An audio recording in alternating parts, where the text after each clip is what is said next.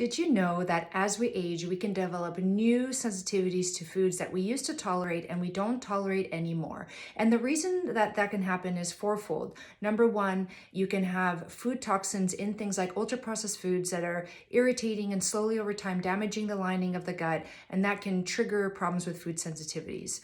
Number two is sugars in the diet. When we give our body too much sugar, whether it's obvious sugars like table sugar or hidden sugars like in ultra processed foods that have tons of hidden sugars in them, they feed yeast in our gut and they overgrow, and then they can start causing problems with our gut health. Number three is medications. Certain medications like anti-inflammatory pain medications like ibuprofen and naproxen in that category actually damage and erode the lining of the gut, and that can over time lead to problems including food sensitivities.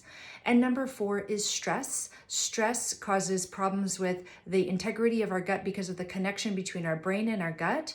And also the nervous system inside of the gut can sense issues with stress and cause changes in the lining of the gut, causing problems with things like leaky gut. And that can start to increase our risk of developing problems with food sensitivities. While food sensitivities can show up locally in the gut with problems like constipation, diarrhea, bloating, and belly pain, it can also show up in other parts of the bodies like brain fog, skin rashes, acne, joint pain, fatigue. So if you're experiencing any of those problems, then start to looking into whether or not you may have some issues with food sensitivities.